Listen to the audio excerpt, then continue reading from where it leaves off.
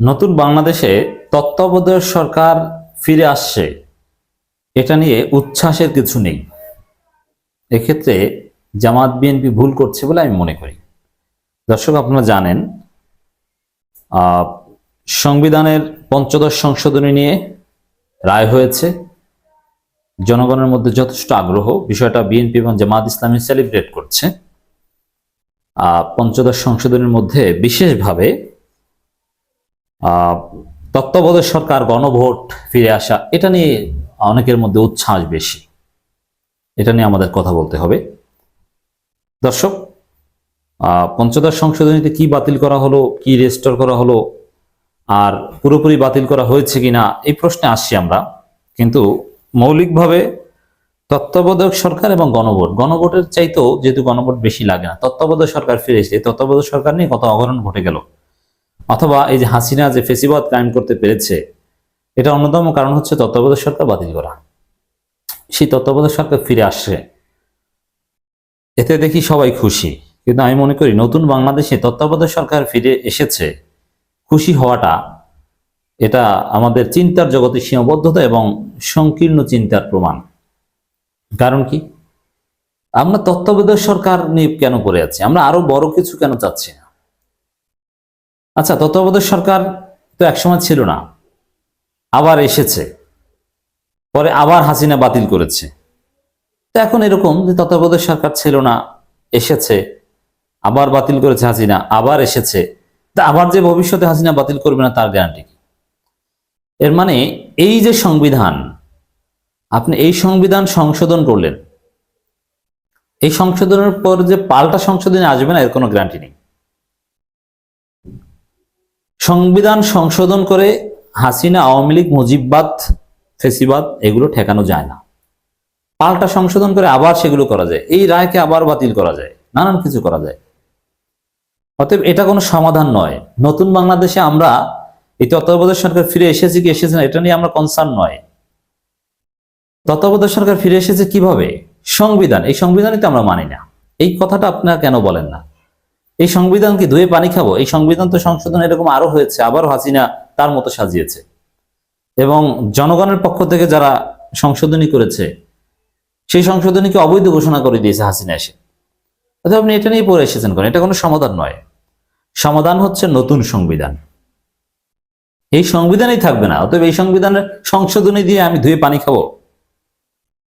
পঞ্চদশ সংশোধনী দিয়ে আমি কি করব? সংবিধানই থাকবে না, সংবিধান হবে নতুন সংবিধান। এটা একেবারে বাদ।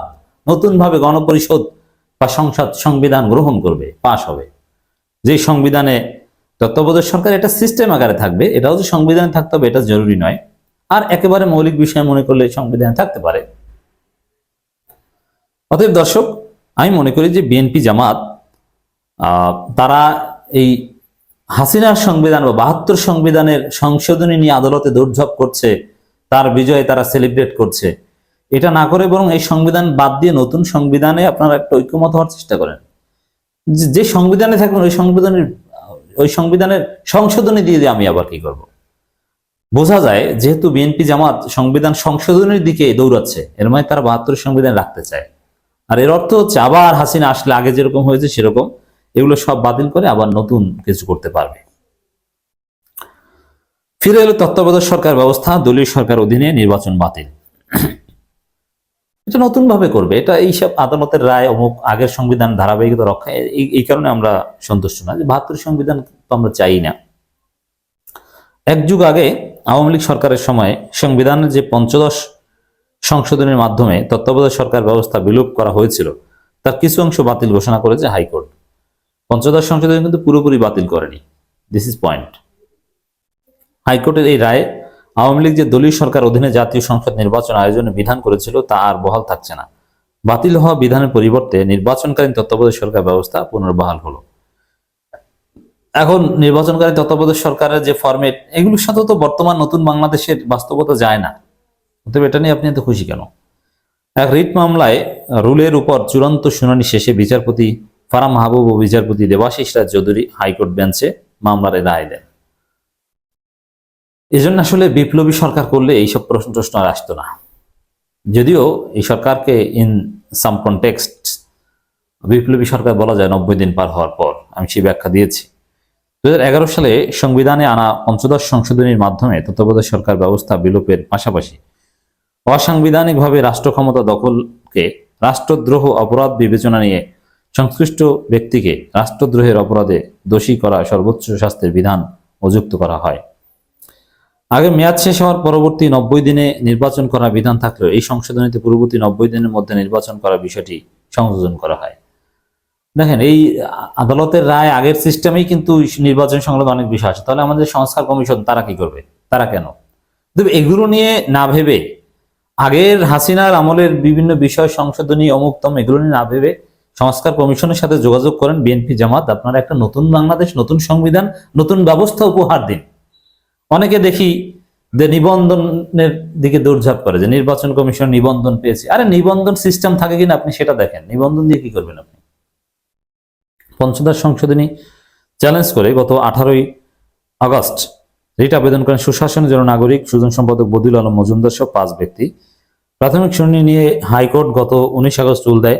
পঞ্চদশ সংশোধনী কেন সংবিধানের সঙ্গে সাংঘর্ষিক ঘোষণা করা হবে না তা জানতে চাওয়া হয়। পরে বিএনপি, গণফোরাম বাংলাদেশ, জামাত ইসলামী সহ কয়েকটি সংগঠন এবং কয়েকজন ব্যক্তি রিট মামলা পক্ষপাতভুক্ত হয়। তাদের পক্ষে আইনজীবীরা শুনানিতে অংশ নেন। এদিকে পঞ্চদশ সংশোধনীর 17টি ধারার বৈধতা নিয়ে নওগাঁর রানীনগরের নারায়ণপাড়া বাসিন্দা বীর মুক্তিযোদ্ধা মোহাম্মদ মোফাজ্জেল হোসেন গত অক্টোবরে একটি রিট আবেদন করেন। রিটের প্রাথমিক শুনানি নিয়ে গত 29 অক্টোবরই এই হাইকোর্টের একই বেঞ্চ রুল দেয়। রুলে আইনের ওই ধারাগুলো কেন সংবিধানের সঙ্গে সাংঘর্ষিক ঘোষণা করা হবে না তা জানতে চায়। পরে সেই রুলের উপর শুনানি হয়। এখানে অ্যাটর্নি জেনারেল, ডেপুটি অ্যাটর্নি অনেকে ছিলেন। জামাতের পক্ষে অ্যাডভোকেট শিশির মনির এবং ব্যারিস্টার এহসান সিদ্দিকী শুনানি করেন। গণভোট ব্যবস্থাও ফিরে এসেছে। তো দর্শক, ঠিক আছে, এগুলো খারাপ না, কিন্তু আমাদের প্রত্যাশাটা একটু বড় করি। আমরা হাসিনার সংবিধান সংশোধন করে সেটা সেলিব্রেট করতে কেন যাব? বরং পুরোপুরি সব বাতিল করে নতুনভাবে সাজানোর বিষয়ে আমাদের তৎপরতা কতটুকু? আদালতে যারা আছে, আইনজীবী যারা আছে, তাদের কাজ হিসেবে এটা ঠিক আছে, কিন্তু রাজনৈতিক দল হিসেবে বিএনপি জামাত নতুন করার পরিবর্তে তারা সেই পুরনো এক্সিস্টিং এস্টাবলিশমেন্ট বজায় রাখার পক্ষেই কাজ করছে, আমরা দেখতে পাচ্ছি। এই কারণে এতে আমি খুশি হতে পারছি না। তরুণ প্রজন্মের সুর একটাই, যে নতুন সংবিধান চাই, সেকেন্ড রিপাবলিক চাই।